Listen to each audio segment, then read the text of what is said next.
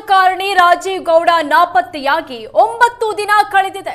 ಶಿಡ್ಲಘಟ್ಟ ಪೌರಾಯುಕ್ತೆಗೆ ರಾಜೀವ್ ಗೌಡ ನಿಂದಿಸಿದ್ದ ಎಂದು ರಾಜೀವ್ ಗೌಡ ನಿರೀಕ್ಷಣಾ ಜಾಮೀನು ಅರ್ಜಿ ವಿಚಾರಣೆ ನಡೆಯುತ್ತೆ. ಚಿಂತಾಮಣಿಯ 2ನೇ ಅಪರ ನ್ಯಾಯಾಲಯದಲ್ಲಿ ವಿಚಾರಣೆ ಆಗುತ್ತೆ. ಶನಿವಾರ ನಿರೀಕ್ಷಣಾ ಜಾಮೀನಿಗೆ ಅರ್ಜಿ ಸಲ್ಲಿಸಿದ್ದ ರಾಜೀವ್ ಗೌಡ ಜಾಮೀನು ಅರ್ಜಿಯ ಭವಿಷ್ಯ ಇಂದು ನಿರ್ಧಾರ ಆಗುತ್ತೆ.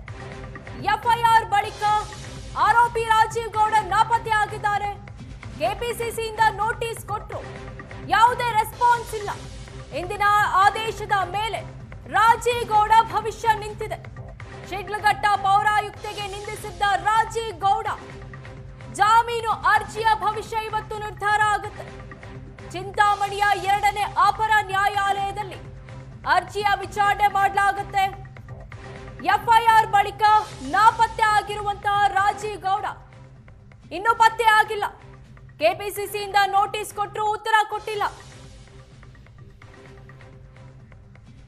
ಇನ್ನು ಈ ಬಗ್ಗೆ ಹೆಚ್ಚಿನ ಡೀಟೇಲ್ಸ್ ಕೊಡ್ತಾರೆ ನಮ್ಮ ಪ್ರತಿನಿಧಿ ರವಿಕುಮಾರ್. ರವಿ, ಇವತ್ತು ಅರ್ಜಿ ವಿಚಾರಣೆ ನಡೆಯುತ್ತೆ. ಇದುವರೆಗೂ ರಾಜೀವ್ ಗೌಡ ಪತ್ತೆ ಇಲ್ಲ. ಏನೆಲ್ಲ ಅಂಶಗಳನ್ನ ವಿಚಾರಣೆ ಮಾಡಲಾಗುತ್ತೆ? ಇಫ್ ವಿಚಾರಣೆ ಏನಾದ್ರೂ ವಿರುದ್ಧವಾಗಿ ಬಂದ್ರೆ ರಾಜೀವ್ ಗೌಡರ ಮುಂದಿನ ನಡೆಗೇನು?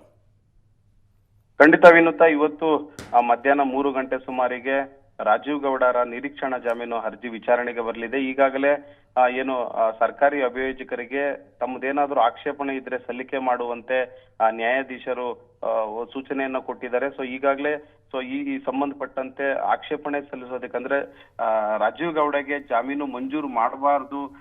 ಇವರು ಸಾಕಷ್ಟು ಪ್ರಭಾವ ಬೀರ್ತಾರೆ. ವಿಚಾರಣೆಯ ವಿಚಾರದಲ್ಲಿ ಅಧಿಕಾರಿಗಳ ಮೇಲೆ ಧಮಕಿ ಈಗಾಗಲೇ ಹಾಕಿರೋ ಜಗಜ್ಜಾಗೀರ ಇದೆ.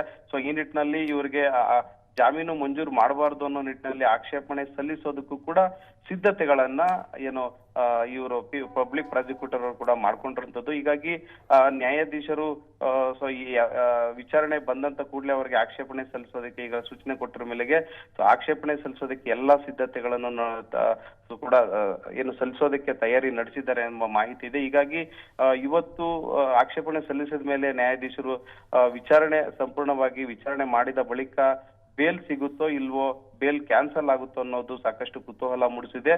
ಈ ನಿಟ್ಟಿನಲ್ಲಿ ಒಂದು ವೇಳೆ ಬೇಲ್ ಏನಾದ್ರೂ ಮಂಜೂರು ಆಗದೆ ಇದ್ದ ಪಕ್ಷದಲ್ಲಿ ಪೊಲೀಸರಿಗೆ ಆದಷ್ಟು ಬೇಗ ಬಂಧಿಸಲೇಬೇಕಾದಂತ ಅನಿವಾರ್ಯತೆ ಉಂಟಾಗ್ತದೆ. ಯಾಕಂದ್ರೆ ಜಾಮೀನು ಮಂಜೂರು ತಿರಸ್ಕೃತ ಆದ ಬಳಿಕ ಕೂಡಲೇ ಮತ್ತಷ್ಟು ಚುರುಕಾಗಬೇಕಾಗುತ್ತೆ.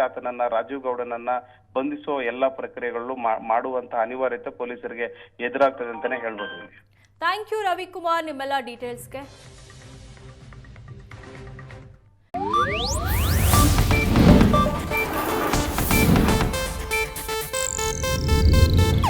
ಇದು ಏಷ್ಯಾನೆಟ್ ನ್ಯೂಸ್ ನೆಟ್ವರ್ಕ್ ಪ್ರಸ್ತುತಿ.